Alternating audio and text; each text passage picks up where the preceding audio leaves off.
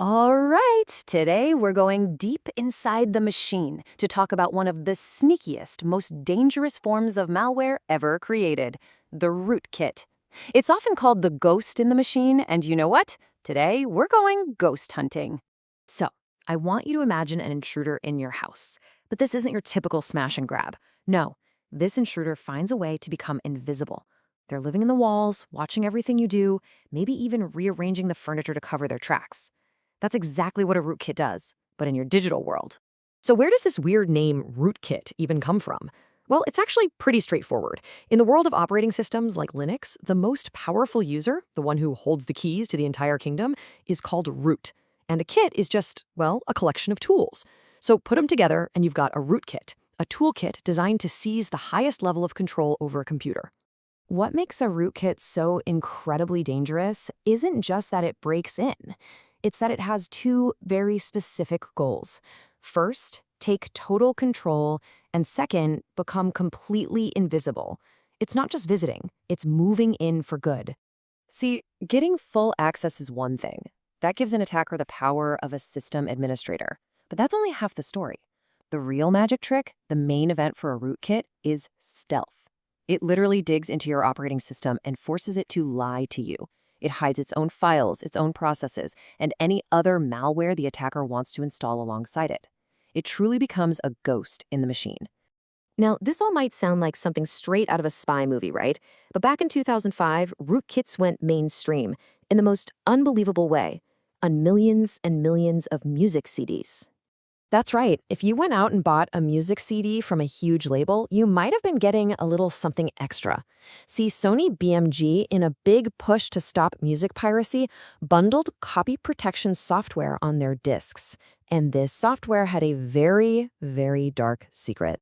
The process was so simple, it was scary. You just pop a CD into your computer to listen to some music, and boom, it silently installed this software in the background. Part of that package was a rootkit. And its job was to hide the copy protection files by telling Windows that any file starting with $sys was, just invisible. This was basically an open invitation to every malware writer on the planet who immediately started naming their viruses with that prefix to hide on people's computers. The fallout was, well, a complete disaster for Sony. Once this was discovered, the scandal just exploded. We're talking millions of CDs recalled, class action lawsuits. But the bigger impact?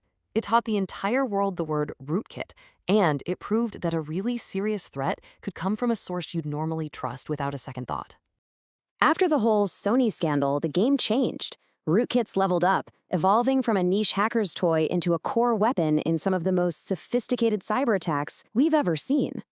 Just look at how quickly this threat escalated. It went from state-sponsored spying, like in 2004, when a rootkit was used to tap the phones of Greek government officials, to full-blown cyber warfare. By 2010, you have Stuxnet, which used an advanced rootkit to hide itself as it physically destroyed Iranian nuclear centrifuges. And just 5 years after that, the threat was literally being shipped to us from the factory, with Lenovo putting a rootkit-like feature right into the firmware of their laptops. You see, rootkits can hide at different levels of your system, and the deeper they go, the more powerful and harder to find they become. Some live in user mode, hiding among your normal apps. Others go deeper, infecting the very core of the operating system, the kernel. Then you have bootkits, which infect the startup process itself, loading before your OS even wakes up. But the holy grail for an attacker, a firmware rootkit, which is literally baked into the hardware of your machine. So let's compare two of the scariest types. A kernel-mode rootkit, like the one in Stuxnet, lives in the heart of the operating system. It's incredibly powerful, but it's still on the hard drive. A firmware rootkit, on the other hand, lives on a chip on your motherboard. Now think about what that means for a second. You could take out your hard drive, format it, reinstall Windows or macOS from scratch, and that firmware rootkit would still be there, waiting for you. Okay, so if these things are designed from the ground up to be invisible and can live in the deepest, darkest corners of your computer, how in the world do you actually find one? This right here is the fundamental problem, the big paradox of rootkit detection. If a rootkit controls your operating system, you can't trust anything the operating system tells you. Asking your computer's task manager, hey, are there any hidden programs running, is like asking the invisible intruder if anyone else is in the house. The system itself is compromised. It's designed to lie. So to fight back, cybersecurity pros have to get really clever. They use techniques like signature scanning to look for known rootkit fingerprints, or behavioral analysis, which watches for weird, suspicious activity. They can even do an integrity check, comparing your critical system files to a library of known good ones to see if anything has been changed. It's a constant, high-tech cat and mouse game. So, what's the single most reliable way to find a ghost? You have to check the house from the outside while it's asleep. The same logic applies here. The best way to hunt for a rootkit is to shut the infected computer down, boot it from a clean, trusted source, like a special USB drive, and then scan the main hard drive from that external environment. When the compromised system isn't running, the rootkit has nowhere left to hide.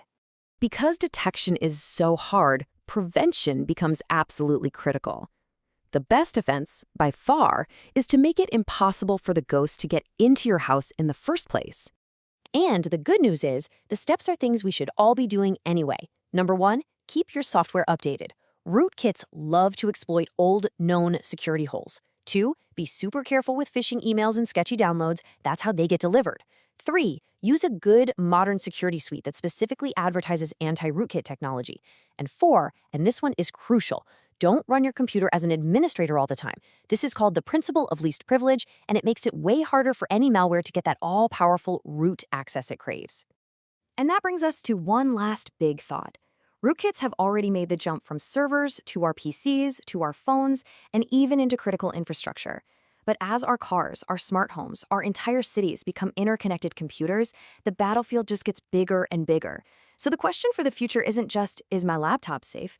It's, where will the next ghost decide to hide? And who's going to be there to find it?